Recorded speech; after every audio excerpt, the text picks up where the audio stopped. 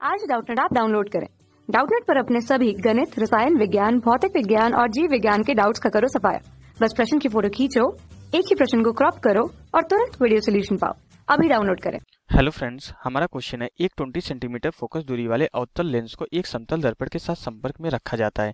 यह संयोजन व्यवहार करेगा। चार ऑप्शन गिवन है। 10 सेंटीमीटर फोकस दूरी के उत्तल दर्पण जैसा, 40 सेंटीमीटर फोकस दूरी के अवतल दर्पण जैसा, 60 सेंटीमीटर फोकस दूरी के अवतल दर्पण जैसा एंड 10 सेंटीमीटर फोकस दूरी के अवतल दर्पण जैसा। ओके, क्वेश्चन को हम यहाँ पे जो है फिगर के थ्रू देखते हैं। फिगर हमारा क्वेश्चन में गिवन नहीं है। हमारा क्या है, ये हमारा कोई अवतल लेंस है जिसे हम जो है उत्तल समतल दर्पण के साथ संपर्क में रखे हैं।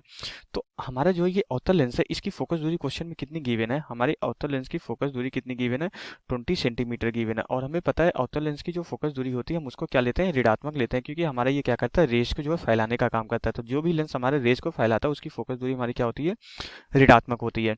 अब इसके बाद क्या बोला जा रहा है कि एफ इक्वल टू हमारा 20 सेंटीमीटर गिवन है, जो कि हमारा माइनस में होगा। और इसको हम यहाँ पे एफ लेंस से डिनोट कर रहे हैं, क्योंकि हमारी ये लेंस की फोकस दूरी है। तो हमें जब ये इस पूरे संयोजन की हमें फोकस जो है, हमें ये बताना है ये पूरा का पूरा संयोजन हमारा किस तरीके से व्यवहार करेगा। तो हम क्या करेंगे, इस पूरे के पूरे संयोजन की जो हम फोकस दूरी कैलकुलेट करेंगे। फोकस दूरी के चिन्ह पे हमारा डिपेंड करेगा ये संयोजन किस तरीके से व्यवहार करेगा, क्योंकि हमें पता है कि उत्तल दर्पण और अवतल दर्पण की जो है फोकस दूरी का जो है चिन्ह हमें पता होता है। तो उसी के बेसिस हम यहाँ पे क्वेश्चन को सॉल्व करेंगे।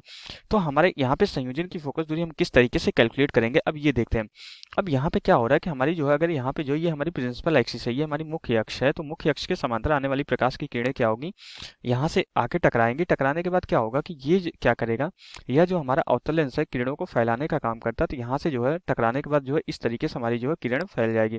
फिर इसके बाद जो है यहाँ पे समतल दर्पण से परावर्तन होने के पश्चात फिर से हमारी लेंस पे आके यहाँ पे पड़ेगी, और यहाँ से जो है फिर से हमारी प्रकाश की किरण जो है क्या हो जाएगी, यहाँ से डाइवर्ज हो जाएगी, मीन्स हमारी जो है फैलते हुए आगे निकल जाएगी। ओके, यहाँ पे हमारी कुछ इस तरीके से जो है यहाँ पे निकल जाएगी। ओके, तो अब यहाँ पे हम देखें तो हमारा कितने कॉम्बिनेशन हो रहे हैं, कितनी बार हमारा जो है कितने बार जो हमारे जो है प्रकाश की घटना हो रही है, अपवर्तन या परावर्तन की घटना कितने बार हो रही है। एक तो यहाँ पे हमारी जो है प्रकाश की किरण जब आई तो यहाँ पे लेंस पे पड़ी, तो एक हमारा यहाँ पे ये वाला इस वाली सतह पे अपवर्तन हो रहा है, पहली बार हमारा उत्तल लेंस से जो है अपवर्तन हो रहा है। फिर उसके बाद हमारा यहाँ पे समतल दर्पण से हो रहा है, तो ये दूसरी बार हो गया। फिर उसके बाद समतल दर्पण से परावर्तन के पश्चात फिर से हमारा जो है यहाँ पे अवतल लेंस से अपवर्तन हो रहा है। तो ये हमारी जो तीन तीन बार हमारे जो है इंसिडेंट हो रही है लाइट, और तीन बार हमारा जो है तीन प्रक्रिया हो रही है। एक बार हमारा अपवर्तन हो रहा है, फिर परावर्तन हो रहा है, फिर अपवर्तन हो रहा है। तो यहाँ पे हमें जो है जो भी हम यहाँ पे पूरे कॉम्बिनेशन का जो है संयोजन का जब हम फोकस दूरी कैलकुलेट करेंगे तो इन तीनों को हम ध्यान में रखते हुए कैलकुलेट करेंगे।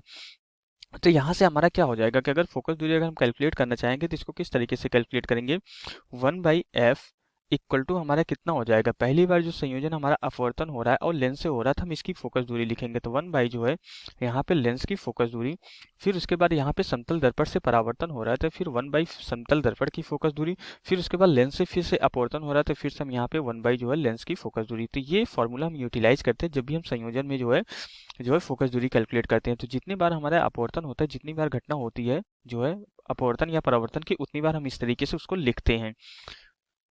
तो यहाँ से 1/F इक्वल टू कितना हो जाएगा, कैपिटल एफ हमने यहाँ पे पूरे संयोजन की फोकस दूरी अज्यूम की है।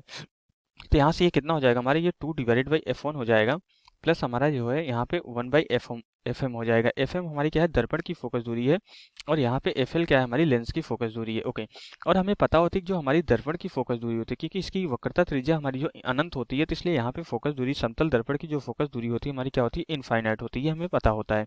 ओके, तो ये हमें पता होता है कि हमारी दर्पण की जो फोकस दूरी होती है वो क्या होती है, अनंत होती है। अनंत होती है तो यहाँ पे हमारा जो है 1 बाई अनंत क्या हो जाएगा, शून्य हो जाएगा। तो मीन्स हमारा 1/F इक्वल टू क्या हो जाएगा, यहाँ पे 2 लेंस की फोकस दूरी हमारी कितनी, -20 सेंटीमीटर है, प्लस हमारा यहाँ पे ये शून्य हो जाएगा। तो यहाँ से हमारे पूरे संयोजन की जो फोकस दूरी आ जाती है F इक्वल टू हमारा क्या हो जाता है, -10 सेंटीमीटर के बराबर आ जाता है। तो ये माइनस साइन जो हमें क्या बता रहा है, माइनस साइन यहाँ पे ये बता रहा है कि हमारा ये जो है कौन सा दर्पण होगा, ये हमारा जो है अवतल दर्पण की तरह बिहेव करेगा, क्योंकि अवतल दर्पण की फोकस दूरी हमारी धनात्मक होती है और अवतल दर्पण की फोकस दूरी हमारी ऋणात्मक होती है और उत्तल दर्पण की फोकस दूरी धनात्मक होती है। तो अगर यहाँ पे हमारी फोकस दूरी जो है ऋणात्मक आ गई है, तो हमारा ये कौन सा दर्पण होगा? अवतल दर्पण होगा। और हम यहाँ पे दर्पण क्यों बोल रहे हैं? क्योंकि यहाँ पे हमारी जो है प्रकाश की किरण जो है जिस माध्यम से गई थी उसी माध्यम में हमारी रिटर्न आ गई, मीन्स परावर्तन हो रहा है। तो परावर्तन सिर्फ और सिर्फ दर्पण से होता है, इसलिए हमारे यहाँ पे ये दर्पण रहेगा और ये अवतल दर्पण रहेगा और फोकस दूरी हमारी कितनी होगी? 10 सेंटीमीटर के बराबर होगी। अब अगर हम यहाँ पे चारों ऑप्शंस को चेक करें तो हमारे यहाँ पे उत्तल दर्पण जहाँ भी दिख रहा है वो हमारा कैंसिल हो जाएगा। पहला ही ऑप्शन हमारा उत्तल दर्पण है तो ये कैंसिल हो जाएगा। 40 सेंटीमीटर 60 सेंटीमीटर इन दोनों में फोकस दूरी है, ये भी कैंसिल हो जाएगी, जो जबकि हमारी 10 सेंटीमीटर फोकस दूरी आई है और अवतल दर्पण है। तो फोर्थ ऑप्शन हमारा यहाँ पे राइट ऑप्शन हो जाएगा। तो यहाँ से हमारा क्वेश्चन कंप्लीट हो जाता है। Okay, thank you. कक्षा 6 से 12वीं से लेकर नीट, IIT, JEE वो एडवांस के लेवल तक 1 करोड़ से ज्यादा छात्रों का भरोसा। आज ही डाउनलोड करें डाउटनेट ऐप या व्हाट्सएप करें अपने सारे डाउट्स 8400 400 400 पर।